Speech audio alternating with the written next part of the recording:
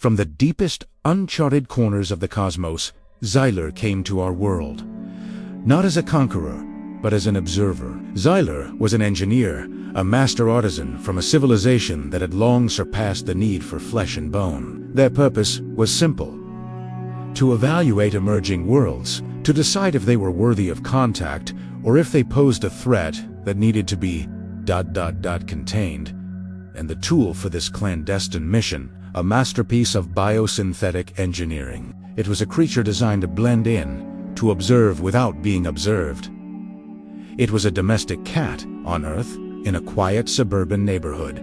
The Miller family was looking to fill a void in their home after their old cat, Mittens, had passed away. A silence had fallen over the house. Young Lily, especially, missed the soft purrs and playful antics. So, one sunny Saturday, they went to the local animal shelter.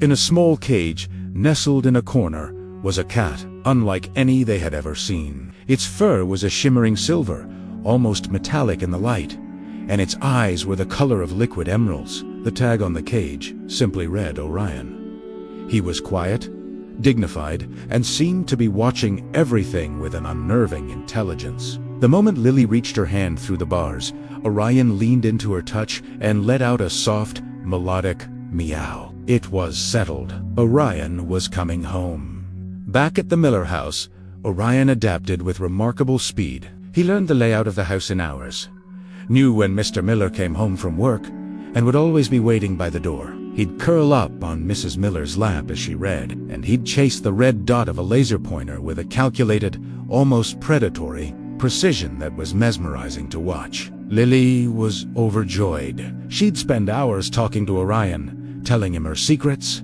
her dreams, her fears. Orion would just sit there, those emerald eyes fixed on her, occasionally letting out a series of strange, chirping meows in response. It was Mr. Miller, a retired signals intelligence officer, who first noticed something was off. He was used to patterns, to finding meaning in noise. One evening, while working on a crossword puzzle, he heard Orion meowing from the kitchen. It wasn't a normal meow for food. It was a sequence.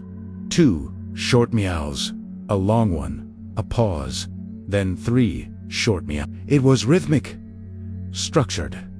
It sounded like ... code. He dismissed it at first. An old man hearing ghosts in the machine, but it happened again the next night.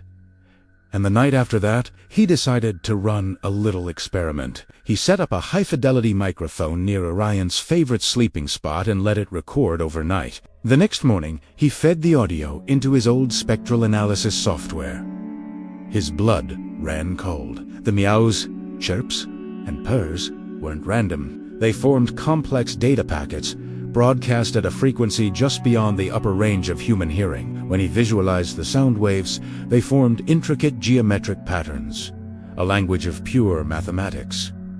Orion wasn't just a cat. Orion was a transmitter. Panic set in. Who was he transmitting to? What was he saying? Was the family in danger? He confronted his wife, showing her the data. She was skeptical, thinking his old job had made him paranoid. But then she remembered the odd things, how Orion never seemed to eat or drink much, yet was always full of energy.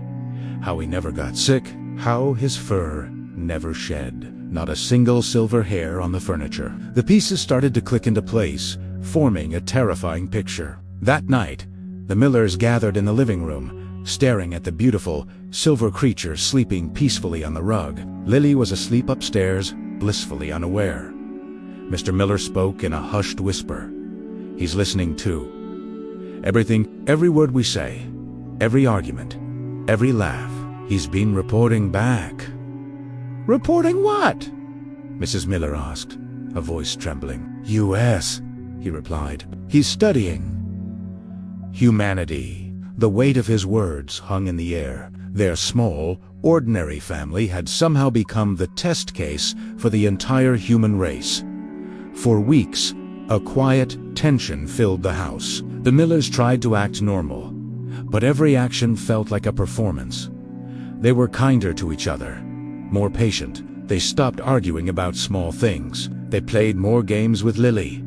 They laughed more freely. They made sure their home was filled with warmth and love. They were consciously, desperately, trying to present the best version of humanity to their silent, four-legged judge. They were pleading their case without saying a word. Meanwhile, millions of light-years away, Xyler reviewed the data streaming in from Unit 734, designated Orion.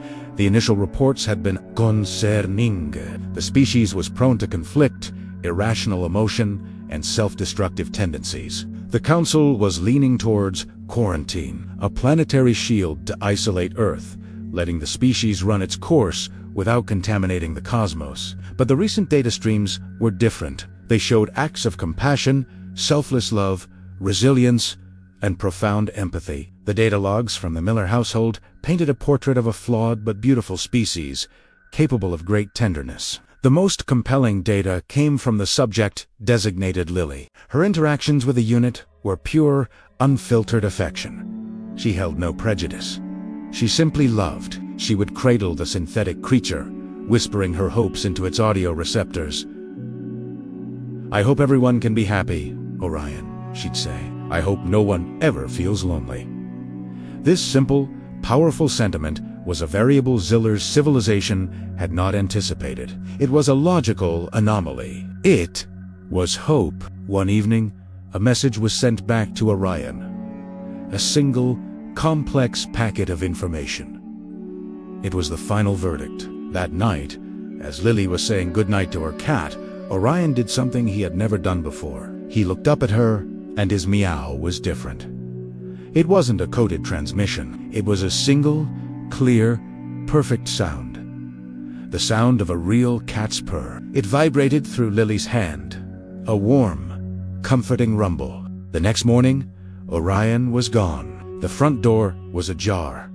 There was no sign of him, no trace. It was as if he had vanished into thin air. Lily was heartbroken, but Mr. and Mrs. Miller felt a strange sense of relief, mixed with a deep, profound sadness. They looked at each other, understanding what had happened. Their test was over. That night, as Mr. Miller was looking at the stars through his telescope, he saw it, a faint, almost imperceptible shimmering in orbit, a planetary shield. But it wasn't closing in. It was dissolving, fading away into nothingness. He smiled. Humanity had been judged, and thanks to the love of a little girl for her pet, they had been deemed worthy. Somewhere out there, an alien engineer had made a decision, and a synthetic cat had shown them that the most powerful force in the universe was untechnology or logic, but love. The silence in the Miller house returned, but this time it wasn't empty. It was filled with the quiet hum of a second chance. Thank you so much for watching all the way to the end. If you enjoyed this story and want to explore more strange new worlds and fascinating ideas, make sure to hit that subscribe button and turn on notifications. We have a lot more stories to tell. Thanks again, and see you in the next one.